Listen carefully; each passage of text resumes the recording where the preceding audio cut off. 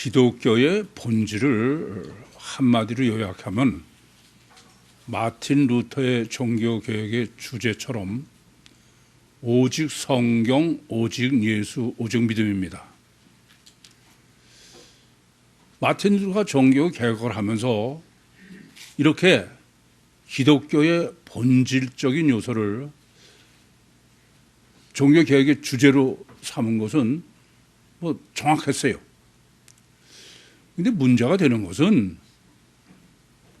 오직 성경, 오직 예수, 오직 믿음이다. 그게 어떤 거냐면 피복음이라는 데 있는 거야. 오직 성경, 오직 예수, 오직 믿음. 그러면 피복음은 성경적으로 완전하다. 그런 얘기가 되지 않습니까? 오직 예수는 피복음의 예수는 성경적으로 완전하다 그런 말이에요.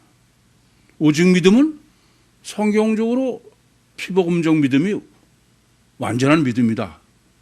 그런 얘기가 됩니다. 그런데 요한복음 17장 3절에 기록하는 것처럼 영생은 곧 유일하신 참 하나님과 그의 보내신 자 예수 그리스도를 아는 것이다. 그러면 오직 성경, 오직 예수, 오직 믿음의 피복음이 예수 그리스도를 아느냐는 겁니다. 그야말로 마귀의 미혹은 기가 막혀. 아니 오직 성경, 오직 예수, 오직 믿음이라고 그러면은 그게 잘못됐다고 할 사람은 아무도 없습니다. 근데 이것은 성경적인 오직 성경, 오직 예수, 오직 믿음하고는 전혀 상관이 없는 얘기예요. 오직 검체가 기독교를 고발한다. 그렇게 책을 쓴 겁니다. 최소한도 오직 성경, 오직 예수, 오직 믿음을 말하려면 최소 두 가지는 명확한 정립이 되어 있어야 돼. 그 첫째는 처녀잉태 신학입니다. 처녀잉태 신학을 정립하지 않고 기독교를 논한다는 건 그건 전혀 있을 수 없어요. 그런데 지금까지 2000년 기독교가 성경적인 처녀잉태 신학을 정립한 적이 있냐 하는 겁니다. 이미 우리는 다 정립해서 아시는 것처럼 처녀잉태는 그냥 신약에만 기록된 게 아니에요. 하나님께서 이미 이사야서 7장 14절에 처녀가 잉태의 아들을 낳으리니 그 이름을 임마누엘이라 하리라. 그것에 대한 완전 성취예요.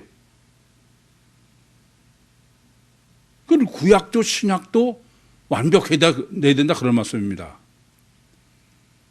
그것을 이렇게 처녀 잉태의 신학을 완벽하게 계시한 게 마태복음 1장 18절부터 21절이에요. 처녀 마리아의 자궁 속에 성령의 역사로 성육신하신 신인 메시아가 통째로 그대로 자궁 속에 계신 거예요. 그게 처녀 잉태예요. 마리아의 난자와 성령의 정자가 합해진 게 아니다 그런 말씀입니다. 그런데 이러한 성경적인 명확한 구약에서의 계시와 신약에서의 성취를 전혀 피복음으로서는 설명이 불가능한 거예요. 그래서 그게 오직 성경, 오직 예수, 오직 믿음이라는 겁니다. 참 마귀의 미혹은 기가 막혀. 그러면 왜 하나님께서는 굳이 처녀 잉태로 계시하고 처녀 잉태로 해서 주님이 출생하게 하셨느냐? 그 핵심은 명확합니다. 그것은 바로 성신하신 신인 메시아는 육체 우선 이중체이기 때문에 그래요. 마리아라는 인간 속에 자궁 속에 성육신하신 신인 메시아가 그냥 계시도록 성령이 역사하신 거예요. 그러니까 뭐 더 말할 나위가 없어요. 육체 우선인 인간 속에 시공을 초월한 전지전능하신 하나님이 실제로 내주에 계시다. 그건 뭐 피보음식으로 신인 메시아를 단일체로 이해하든 우리처럼 이중체로 이해하든 분명히 마리아 속에 자궁 속에 하나님이 계신 건 확실한 거예요. 그래서 제가 성육신하신 신인 메시아가 육체 우선 이중체의 가장 완전한 계시다. 뭐 그 성경을 하나님 말씀으로 안 믿으면 모를까? 믿으면 그건 더 할 말이 없어. 그리고 이러한 처녀 잉태의 육체 우선 이중체 신학을 정립하는 건 완전 신학이다. 그렇게 말씀드렸습니다. 영생은 곧 유일하신 참 하나님과 그의 보내신 자 예수 그리스도를 아는 것이에요. 그 가장 핵심은 뭐냐? 성육신하신 신인 메시아는 육체 우선 이중체, 피조물인 육체 안에 창조주이신 시공을 초월한 전지전능하신 하나님이 내주에 계시다. 그게 요한복음 17장 3절의 핵심이에요. 두 번째로 오직 성경, 오직 예수, 오직 믿음이 기독교의 본질이라는 두 번째는 어떤 측면에서 더 어려운 거예요. 그게 뭐냐면은 나사렛 예수예요. 여러분 생각해 보세요. 메시아는 하나님이 약속하시고 성경이 계시한 거는 다윗과 아브라함의 자손 예수 그리스도예요.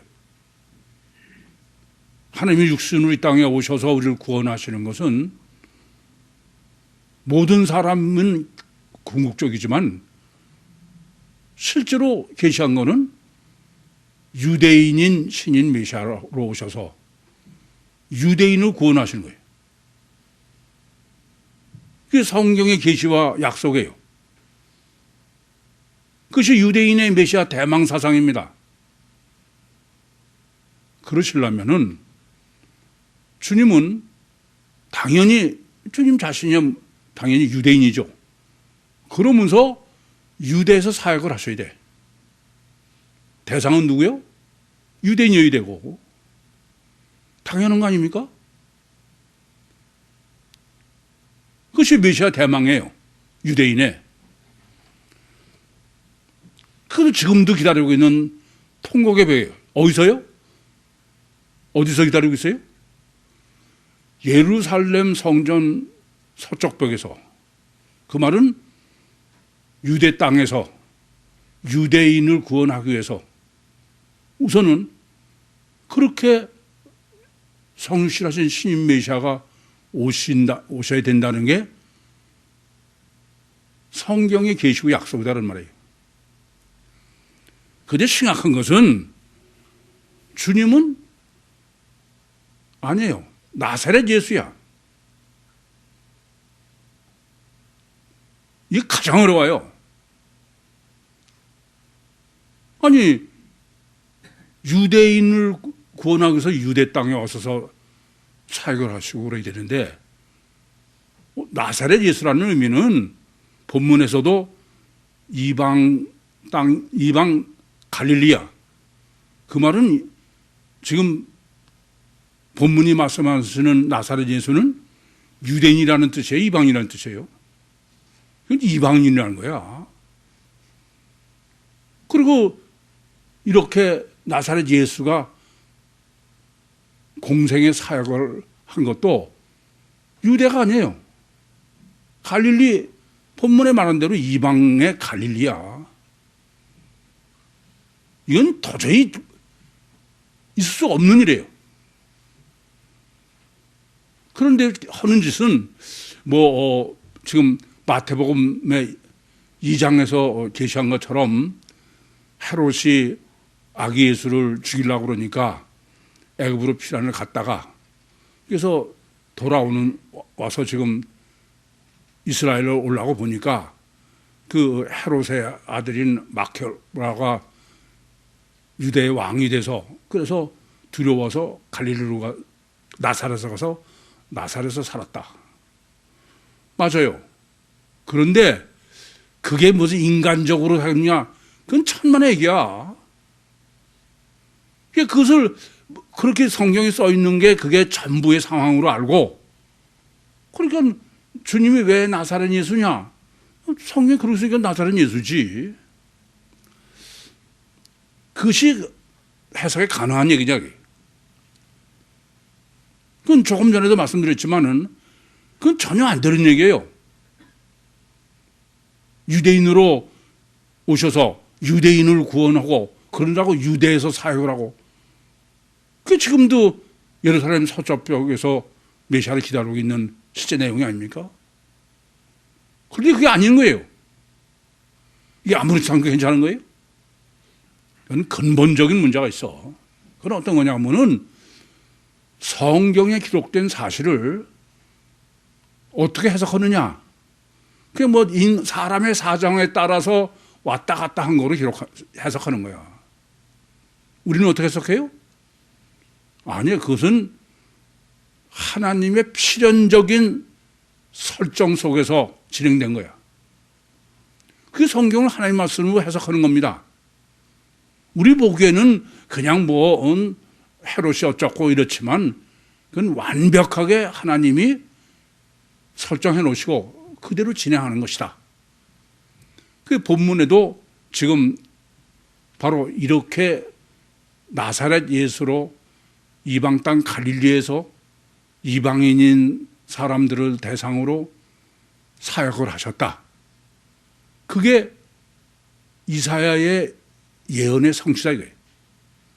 다르게 말씀드리면 하나님께서 이미 완전히 설정해 놓으시고 그 완전히 설정된 대로 진행된 거다 이게. 그게 성경이 계시한 내용이다 그런 말씀입니다. 이사야서 9장 1절 2절에 본문 15절 16절을 본문 기록 그대로 이사야서 9장 1절과 2절에 미리 계시했어. 그걸 완전히 그대로 지금 성취된 거예요. 그런데 그거는 배제하고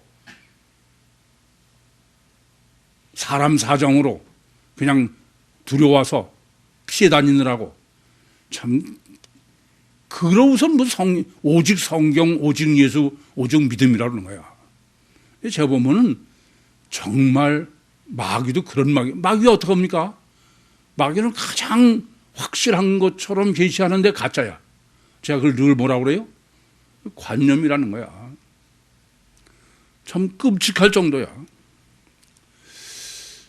오늘 본문이 중요한 건 본문은 바로 예수님의 공생애의 사역, 활동 무대야. 무대, 신학, 장소. 이방 땅 갈릴리에서 주님이 사역하신 땅, 지역. 이게 신학이다. 이게. 이거를 올바로 정립하지 못하면은 나사렛 예수, 갈릴리 사역, 그건 불가능한 거야, 해석이. 제가 보면요, 아마 성경 해석 중에 가장 어려운 게 처녀잉태가 아니에요. 처녀잉태를 무슨 과학적으로 말이 안 돼서 그런 말을 하는 사람은 하나님을 안 믿는 사람이 하나님이 전능하신데 그게 뭐가 문제야. 근데 가장 문제가 되는 거는 완전히 성경을 못 쓴다는 거예요. 그런데 그렇게 기다리는 성육신하신 신인 메시아가 유대인을 구원하기 위해서 유대 땅에서 사역하신 게 아니고 본문대로는 이방인을 구원하려고 이방 땅에서 이방인으로 오셔서 사역하셨다 그런 얘기가 돼. 이걸 완벽하게 정립하지 못하면은 그건 절대로 기독교 아니에요. 그건 절대 기독교 아닙니다. 그래서 기독교는 두 가지는 최소한도 완전 전해야 돼. 처녀잉태 신학과 나사렛 예수의 신학. 워낙 중요하니까 다른 항상 마찬가지지만 첫 단추부터 많이 생각해야 돼요. 지금 시작이 요한이 잡힘을 들으셨다. 그러고선 시작하신다 그런 얘기입니다. 첫째는 요한을 엄청 강조하는 거죠. 요한의 의미는 어떤 겁니까? 주의 길을 예비하는 거예요. 마태복음은 무려 1장서부터 시작해서 여기 오는 데까지 계속 예비론이에요. 그전 정도가 아니죠. 이미 우리가 정립서 아시는 것처럼 유대인은 4,000년 동안 기다리고 있는 게 예비하게 또 피복음 2000년도 예비예요. 우리로 하면은 구유복음 30년도 예비야. 그런 정도 아니잖아요. 마태복음 1장부터 3장까지도 그건 예비야, 여전히. 침례 요한의 예비서부터 그것도 또 예비가 모자라서 예수님이 광야에서 40일 금식하신 것도 또 예비야. 그러면 이렇게 예비를 어마어마하게 이렇게 강조할 수가 없어요. 그러면 핵심을 정확히 아셔야 돼. 왜 이렇게 꼭 예비가 절대냐? 왜요? 그걸 여러분에게 제가 요구하지만 분별해서 명확하게 알아야 돼. 그냥 막연하게 그건 안 되는 겁니다. 왜 이렇게 몇천 년 동안 이렇게 예비를 하느냐? 그것은 육체 우선 이중체이기 때문에 그래요. 신인 메시아도 육체 우선 이중체요. 인간도 육체 우선 이중체. 그것을 실제로 신학을 정립하고 그 실제로 알고 실제로 믿는 것은 불가능해. 어느 정도 어려우냐? 이렇게 4,000년 동안, 2,000년 동안, 30년 동안 마태복음 1, 2, 3장 주님 자신이 금식 그러고도 지금 예수님이 사역할 장소, 무대 이렇게 예비를 하는 거예요. 이게 제가 육체우선 이중체라는 게 정말 천지개벽할 문제지 우리가 그렇게 이해하고 실제로 알고 믿는 건 불가능하다. 제가 그렇게 아무리 말씀드려도 여전히 여러분들은 육체우선 이중체는 단어로만 의지 이건 실제는 아니야. 이건 이렇게 불가능하다는 것부터 아셔야 돼. 그거 모르시면 아무리 설교 듣고 해봐야 그 소용없어. 우선 이렇게 예비를 성경이 절대로 여기는 것은 예비는 왜 이렇게 예비냐면 예수님이나 우리나 다 육체 우선 이중체이기 때문에 단일체분 전혀 그럴 필요가 없어요. 그러면서 주님이 지금 요한의 잡힘을 들으시고 그래서는 그 다음부터 이제 사역을 하신다 이 말이야. 이 말은 무슨 말이냐면은 지금까지 말씀드린 것처럼 예비의 신학, 예비 자체는 절대야. 하나님은 예비가 필요 없으시지만 육신을 입은 인간은 발전되기 때문에 예비가 절대되게 해요. 그런데 침례 요한이 잡히고 난 다음에야 주님이 사역을 하신다. 그 말은 뭘 강조하느냐? 예비와 주체가 같이는 하면 안 된다 해요. 같이 사역을 하면 안 된다는 얘기예요. 반드시 예비가 갇힌 다음이야. 왜 예비가 갇힌 다음에 되느냐? 또 말씀드리지만 육체 우선 이중체인데 인간은 육체 우선이와 가시적 결과가 잘 되기 때문에 육체 우선 이중체인 신인 메시아는 인간들이 아무리 봐도 메시아가 아니야. 이건 시원찮은 보잘것없는 제 표현으로는 뱁스다기예요. 그래서 누가 예비를 한 거냐면 침례하는 무슨 의미예요? 단일체 이중 본능의 의미야. 육체 우선 가시적인 것이 위대한 사람이야. 그러면 인간은 육체 우선 가시 결과 절대인데 예비자는 사자고 주체는 양이고, 그럼 아무리 예비를 하고 그래도 별소리도 소용없어. 사람은 누굴 믿어요? 예비자를 믿는 거야. 왜 꼭 예비자가 이렇게 침례 요한이 잡힘을 들으시고서야 사역을 하시느냐? 이거 자체가 왜 그래요? 주님은 육체 우선 이중체이기 때문에 그래. 단일체면 침례 요한은 뱁새고 주님은 황새야. 그래야 돼. 그렇잖아요? 그럼 뭐 이거나 말고 상관없지. 그래서 지금 침례 요한이 잡힘을 들으시고 사역을 하셨다는 것은 요한복음 3장 30절에 기록한 것처럼 그는 흥하여야 되고 나는 쇠하여야 돼. 예비자는 없어져야 돼. 죽어야 돼. 지워져야 돼요. 이 말씀은 예비는 절대로 중요해. 그렇지만 그거는 그 임무가 끝나면 없어져야 돼. 예비와 주체가 같이 사역은 할 수 없다고 합니다.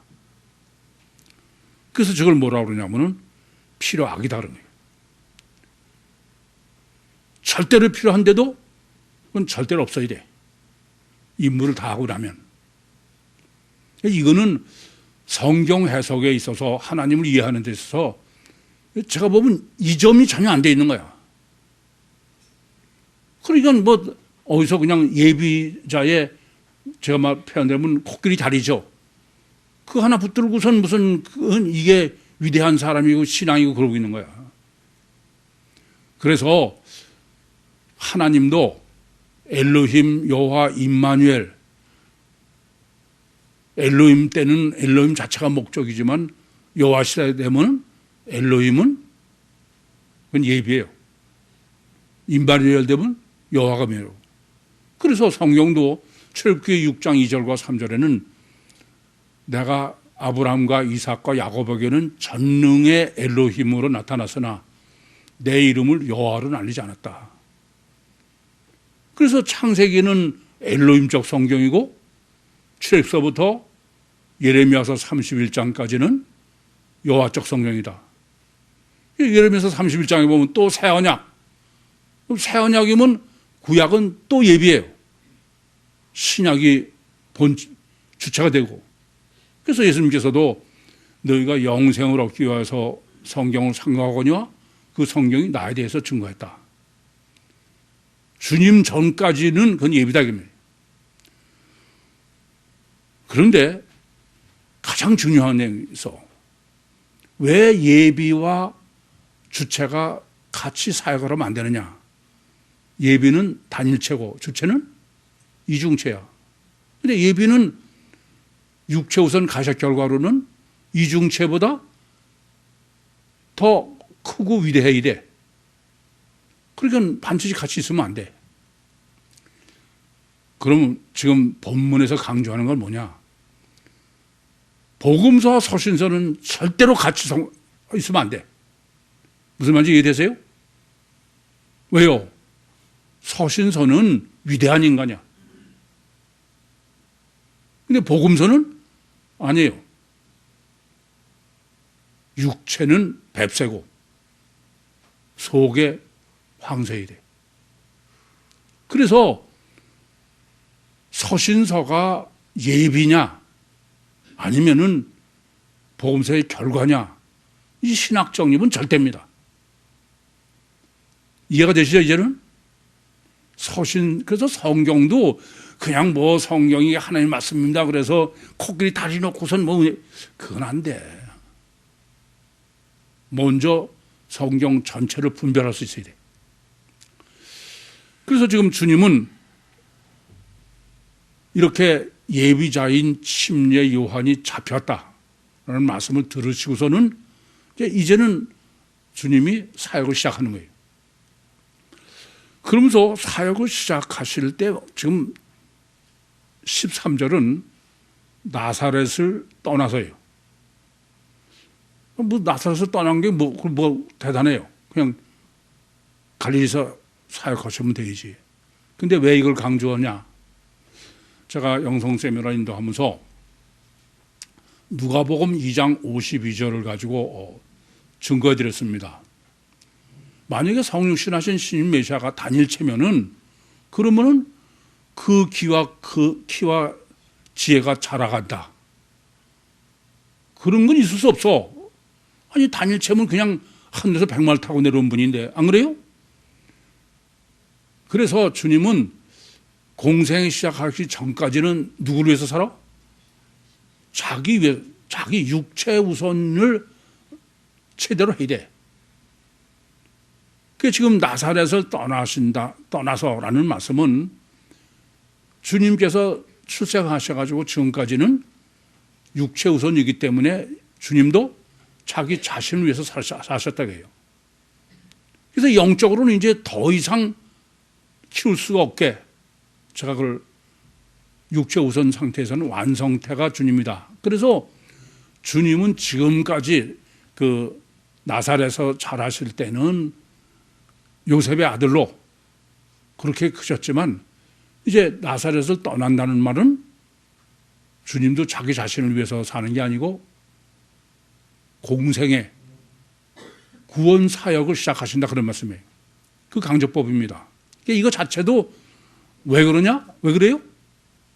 육체 우선 이중체이기 때문에 그래. 그리고 주체는 영인데 그래서 육체가 영의 관계 속에서 완전하게 될 때까지 자기를 위해서 사신 거예요.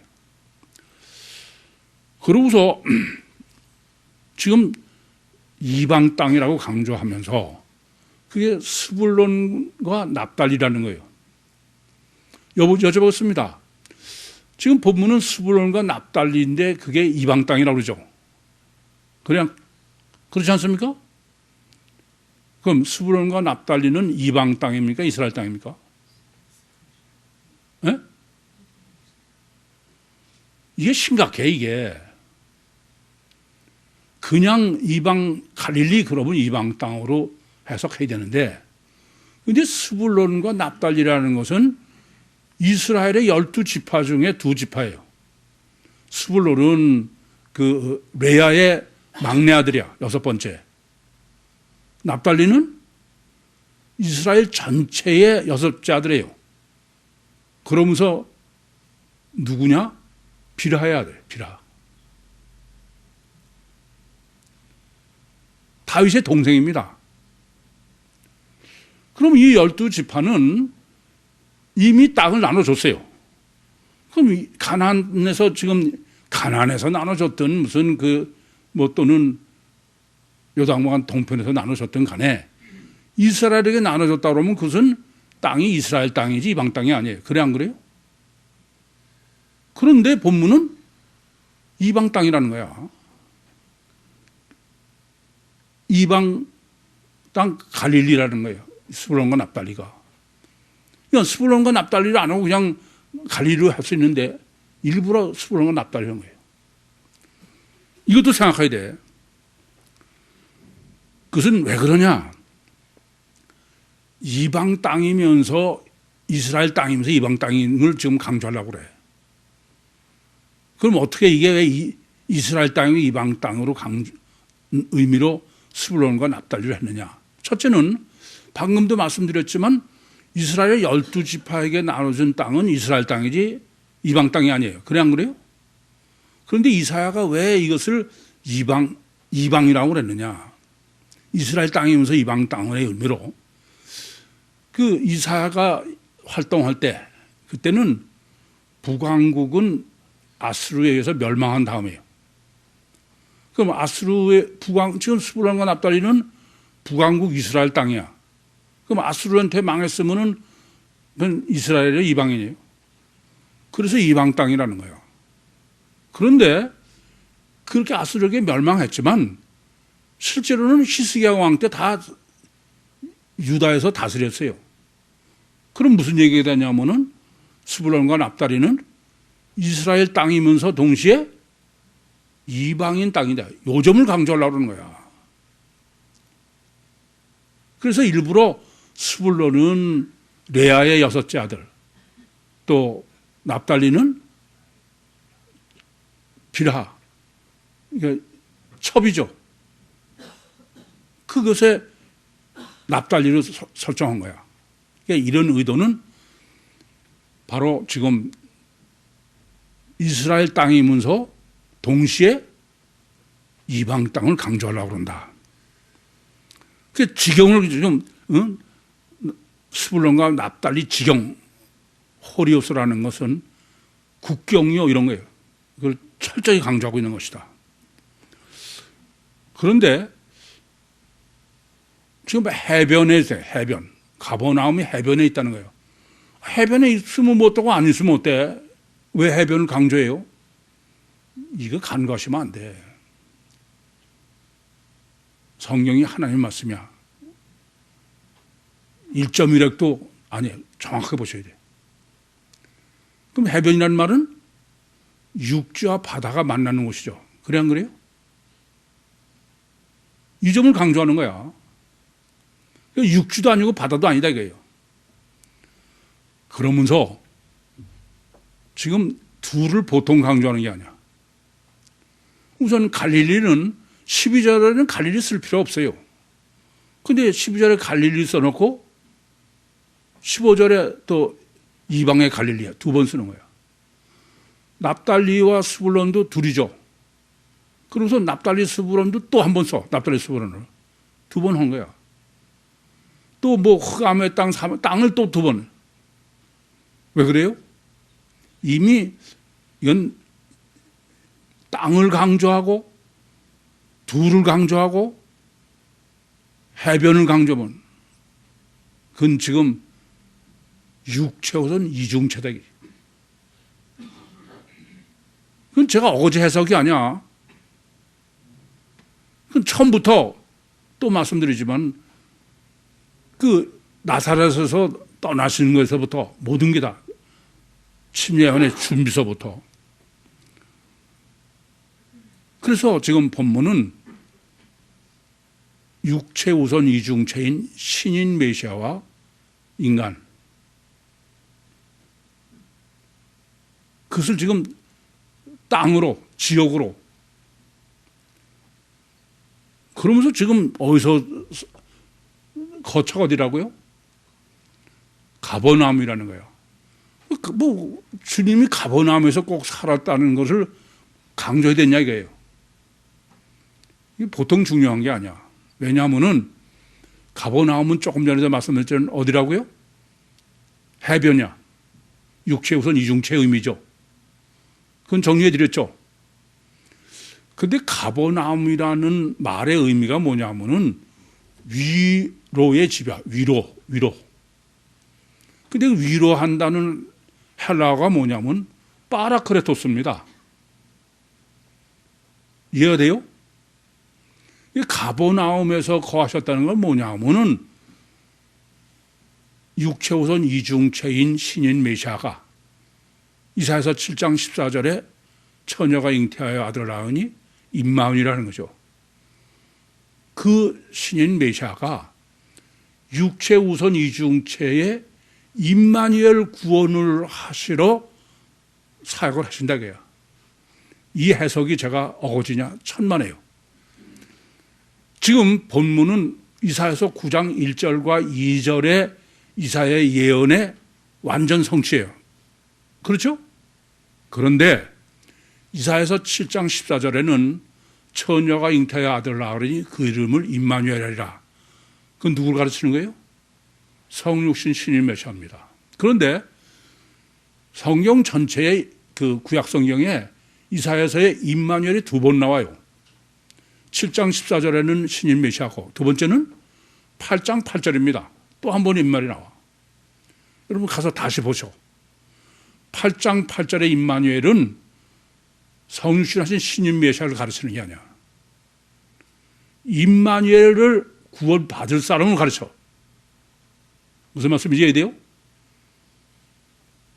그러니까 7장 14절의 신인 메시아의 임마누엘, 8장 8절에 임마누엘, 그러고선 9장 1절 2절에 본문을 계시한 거예요. 그러면 7장 14절의 임마누엘과 8장 8절의 임마누엘은 마태복음 1장 23절입니다. 이미 여러분에게 정립해 드렸어요. 마태복음 1장 23절에 처녀가 잉태의 아들을 낳으리니 그 이름을 임마누엘이라. 이를 번역하면 하나님이 우리와 함께 하신 거예요. 메시아와 함께가 아니라 우리. 그걸 제가 어떻게 했어요? 신인 메시아도 임마누엘이고 구원도 임마누엘이다. 그러니까 지금 성신하신 신인 메시아가 이방 땅인 갈릴리에서 이중체로 하느라고 스불론과 납달리로 우선 하시고, 근데 왜 그렇게 하냐면은 임마누엘을 하나님이, 주님이 임마누엘 구원하기 위해서. 이게 지금 12, 13절에, 그리고 이것이 하나님의 이사야서의 예언의 성취다. 다르게 말씀드리면 엘로힘의 완전한 설정에 지금 진행이 되게. 아시겠죠? 그러고서 지금 이제 15절과 15절에는 그러면 이렇게 이방 땅인 갈릴리에서 주님이 사역하시는 스불론과 납달리가 어떤 곳이냐, 그것을 지금 15절에 정해요. 15절은 스불론과 납달리의 위치가 어디냐고요. 15절은 이렇게 기록하고 있어요. 스불론 땅과 납달리 땅. 그렇죠? 그것이 어디 있다고요? 요단강 저편. 위치가. 이거 위치죠. 그러면서 해변길이라고 그랬어요. 그러면 첫째, 이방 땅인 그 스불론 땅과 납달리 땅은 아까도 말씀드렸지만 뭐라고요? 이것은 이스라엘 땅이면서 이방 땅을 얘기하는 거지 이스라엘 땅만 얘기하는 게 아니에요. 또는 이방 땅만 얘기하는 게 아니에요. 그건 정립해 드렸어요. 그런데 그 스불론과 납달리 땅이 어디 있냐면은 요단강 저편에 있다는 거야. 위치가. 이게 본문은 위치신, 이게 지금 그냥 스불론과 납달리가 위치가 어디냐를 강조하는 것을 놓치시면 안 돼. 막연하게 그냥 뭐 이방이니까 갈릴리에 있다. 그러려면 이런 말 할 필요가 없죠. 이해되시죠?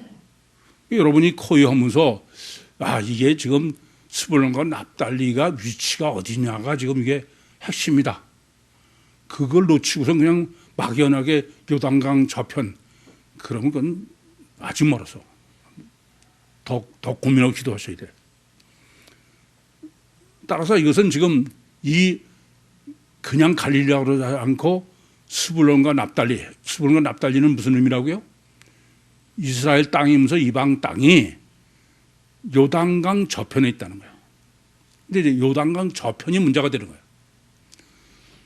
요단강 저편은 요단강은 여러분이 잘 아시는 대로 갈릴리 호수에서부터 사해까지 남북으로 직선으로 쭉 내려온 게 요단강이에요. 그렇죠? 그래서 성경은 요단강 저편이라는 표현을 많이 써요. 근데 요단강 저편이라는 게 막연한 거야, 이게. 왜 그러냐? 요단강 동편에서 요단강 저편이라고 그러면 요단강 저편은 어디가 돼요? 요단강의 서쪽이에요. 그 서쪽은 어디입니까? 가나안 땅이야. 그게 젖과 꿀이 흐르는 천국의 의미다, 그런 얘기예요. 잘 아시죠, 그거는? 그런데 반대로 이게 지금 뭐 동편이다 서편이다 그러지 않으니까 요단강 서편에서 요단강 저편이다 그러면 그건 어디야? 요단강 동편이죠. 그럼 요단강에서 보면 요단강 동편은 젖과 꿀을 가나안 땅이 아니야. 그건 이방 땅이요, 흑암의 땅이요, 유기절대인 땅이야. 이해되시죠? 그래서 성경은 물론 이렇게 기록한 때가 있어요. 뭐냐면은 요단강 동편 또는 요단강 서편 이렇게 기록하는 게 없는 게 아니야. 그런데 대부분 어떻게 기록하냐면은 꼭 요단강 저편이라고 그러는 거야. 그럼 항상 이건 생각하셔야 돼. 성경이 얼마나 그 요단강 저편을 많이 제시하는데 여러분들이 본문 보시면서 그러면 요단강 지금 저편이라는 게 요단강 서쪽을 얘기하나 동쪽을, 그건 생각했어야 돼. 아니요, 제가 보면은 구약서부터 굳이 자꾸 요단강 동편 서편을 얘기하지 않고 요단강 서편으로 저편이라고 그래서 성경 읽으실 때 이건 굉장히 고민했어야 돼. 저는 많이 해요. 아니 이게 도대체 요단강은 서편을 얘기하나 동편을 얘기하나, 당연한 거 아니에요? 왜 그렇게 훈련을 시키셨느냐? 본문 때문에 그래. 그러면 지금 본문에서 스불론과 납달리는 어디 있다는 거예요? 예? 요단강 동편에 있다는 거야. 왜냐하면은 스불론과 납달리를 동편에 있다는 것을 강조하는 것은 왜냐면 어떠냐면 이방 땅, 이방인의 갈릴리요. 그게 스불론과 납달리야. 그러면 스불론과 납달리는 이방 땅으로 강조하는 것이니까 요단강 동편일 수밖에 없어. 여기까지 확실합니까? 그 다음이야. 그런데 해변길이라는 거예요. 이건 번역하는 사람이 전혀 이걸 이 본문이 말하는 의도를 전혀 몰라서 해변길이라고 그랬어. 지금 그 13절인가요? 거기는 해변길이야. 해변 맞아요. 파라 달라스 없습니다. 헬라어 원문으로. 해변 맞아요. 그러니까 가버나움은 바닷가에 있다. 그런 얘기죠. 해변이. 그런데 본문은 스불론과 납달리는 바닷가가 아니야. 파라 그 달라소스가 아니야. 이거는 호도스 바라소스예요. 무슨 말이냐면은 뱃길이야, 뱃길. 바닷길. 헬라어 원문을 보면요, 이건 문장이 아닙니다. 이건 그냥 뭐 문장으로 해석을 못하게 써놨어. 그냥 단어를 나열해 놓은 거야. 뭐냐면은 그 스불론 게스, 스불론 땅, 또 납달리 땅, 또 요단강 저편, 그러고선 바닷길, 이렇게 해놓은 거야. 그럼 여쭤볼게. 지금 요단강 동편은 이방 땅이에요. 보면은 스불론과 납달리가. 근데 그거를 바닷길로만 갈 수 있다는 얘기야. 위치가. 본문이 그래 안 그래요? 그러면 요단강 동편에 있는 것은 육지밖에 없는데 그걸 어떻게 바닷길로 가? 저는 본문을 보면서 또 한 번 제가 너무 놀랐어. 여러분이 잘 아시는 대로 저는 사복음서를 정립하고선 사도행전을 전입할 생각이 전혀 없었어요. 근데 하여튼 성령에 이끌려서인지 지난번에 사도행전을 정립했는데 사도행전 27장, 28장은 바로 요단강 동편을 뱃길로 간 거야. 그게 뭐예요? 가이사라에서 배로 떠났어. 원래는 아시아로 가는 배죠. 이미 다 지나서 까면 어떡합니까?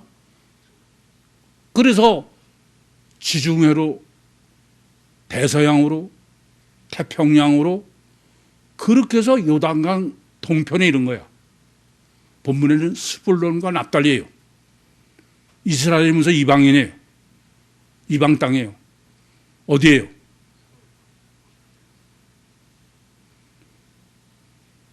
구육교회예요. 구육교회.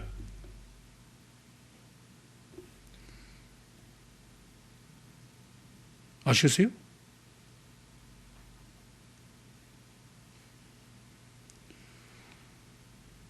지금 스불론과 납달리는 이스라엘이면서 이방, 이방인이면서 예수쟁이.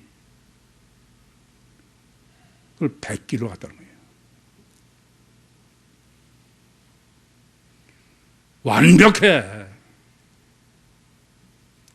만약에 제가 사도행전을 정립하지 않고 그래서 본문 해석 전혀 불가능해. 저도 그냥 해변으로 하고 넘어갔을지도 몰라.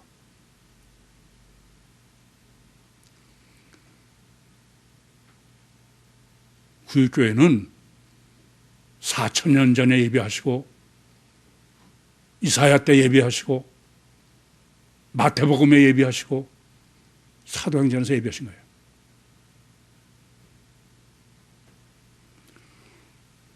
그리고 이제 이방 땅 주님이 사역을 하시는 대상 사람들이야. 그게 16절입니다. 어떠냐면은 흑암에 앉은 백성이야. 흑암에 앉은 승계 아닙니다. 카디저예요. 그럼 흑암에 앉은 백성이라는 말이 무슨 말이에요? 이방인이야, 이방인.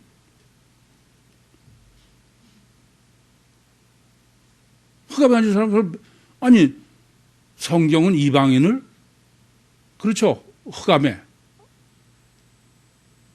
그 흑암에 앉은 백성이 큰 빛을 봤다는 거예요. 큰 빛이 뭐예요? 영이신 주님 메시아야, 신인 메시아야. 빛은 호라에 봤다는 거예요. 구유교회에서 이중체인 신인 메시아의 영을 만난 거야. 다르게 말씀드리면은 성육신 하신 신인 메시아가 구육교회에서 사역하셨다. 그게 스불론과 납달리, 스불론과 납달리 흑암에 앉은 백성이 큰 빛을 본 거예요. 신인 메시아 사역을 한 거예요. 그건 백성이에요. 창세기 49장 16절에서 18절에 단을 이스라엘의 한 지파같이 그 민족을 백성이에요. 그 민족을 심판해요. 이해됩니까? 그건 이미 다 정립해드려서 아시죠? 그리고 그 다음에 또 그늘에 앉은 사망의 땅에 그늘에 앉은 그 그늘도 또 흑암입니다. 근데 그거는 백성이 아니고 사람들이야, 사람, 개개인의. 그런데 그늘도 여전히 흑암인데 사망이에요. 왜 사망이라고 할까요? 원죄로 죽은 사람들이야. 이해되십니까? 원죄 받은 사람 다 죽은 사야, 산 사람이 아니야. 거기에 빛이 비쳤다는 거예요. 성령의 역사로 구원을 받는다고 합니다. 어디가? 스불론과 납달리. 이방인의 교회, 구육교회.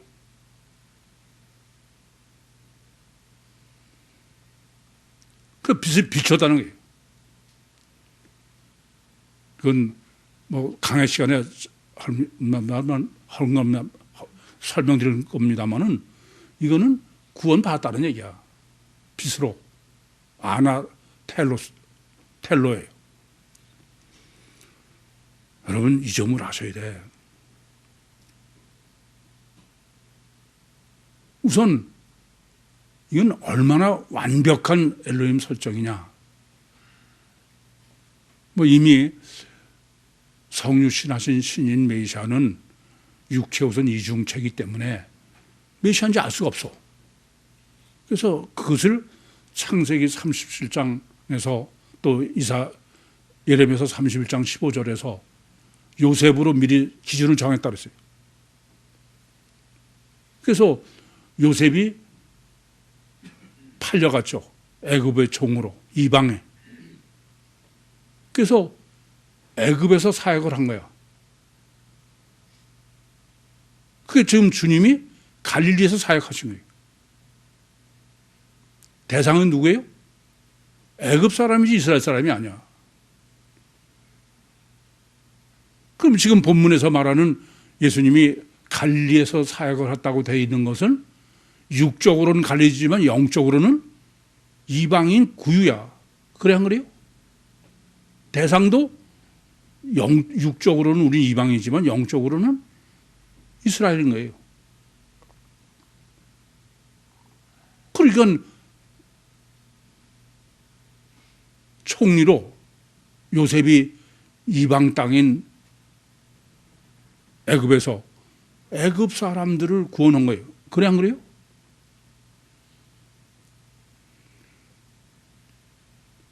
이것이 창세기 37장, 49장, 이사야서 9장, 마태복음 지금 4장, 사도행전 27장, 28장. 그래서 완벽한 하나님이 전 정말 너무 놀래. 하나님의 뭐 특글도 어울릴 수 없이 완벽하게 설정해 놓고 진행하시는 거야.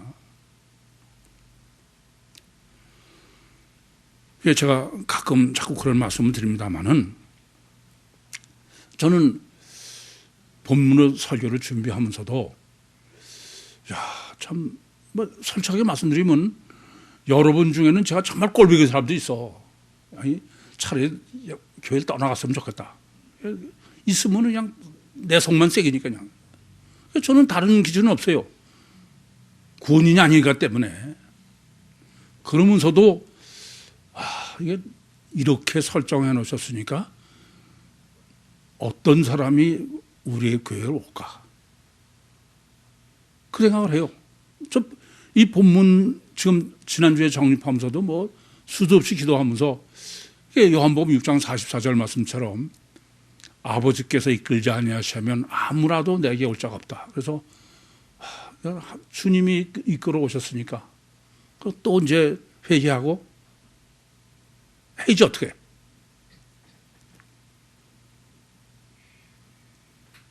그러면서 전 하나 더 생각을 해. 뭐냐면 여러분 이게 깊이 생각하셔야 돼. 지금 외다리 헬라어 복음서 정립은 유사일에 처음이에요. 그죠? 그리고 마지막이야. 이건 단 한 번밖에 없어. 이걸 제가 무슨 요한복음 다 끝나려면 10년 이상 걸렸었는데 그거 끝나고 또 하겠어요? 아니야. 이건 정말 유일한 정립이요. 다시는 유일무이한 거예요. 저는 정말 이 1시간 예배가 전 모든 걸 다 바쳐. 얼마나 중요한지 아셔야 돼.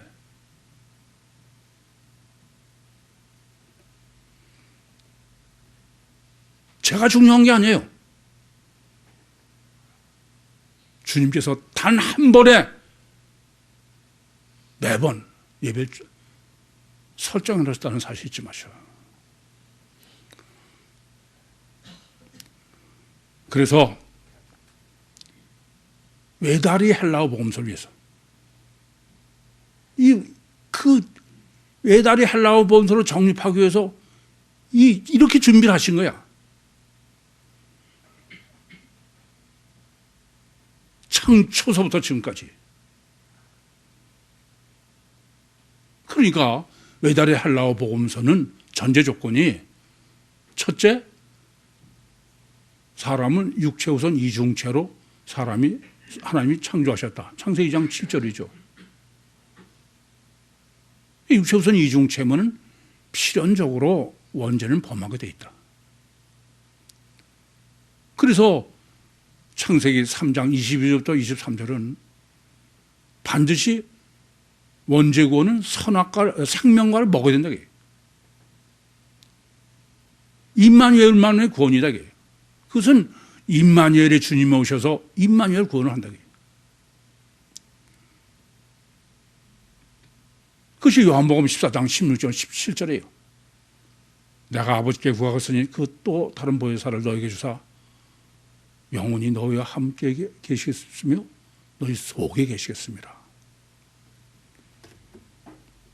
그런데 이것이 성취되기 위해서는 육체우선 이중체이기 때문에 창세기 49장 16절부터 18절에 단 지파의 구육교회의 설정을 해놓으신 거예요.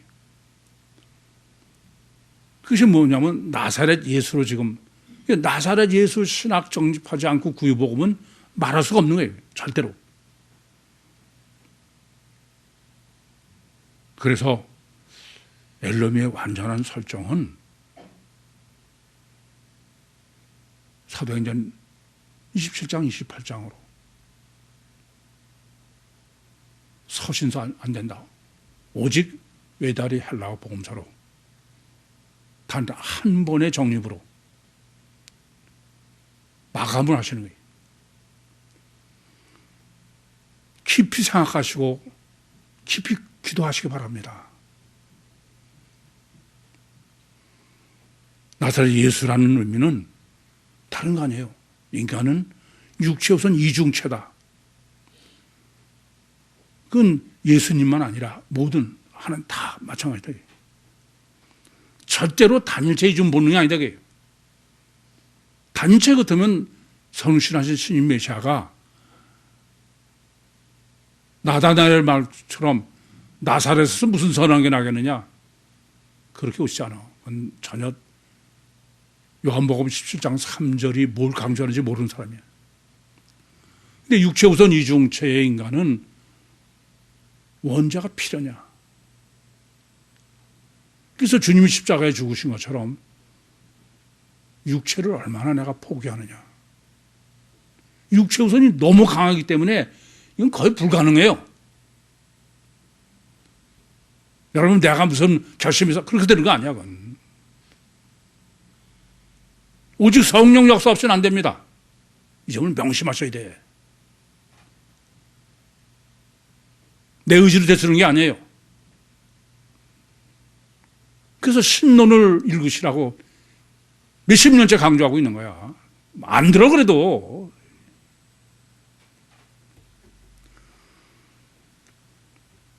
그래서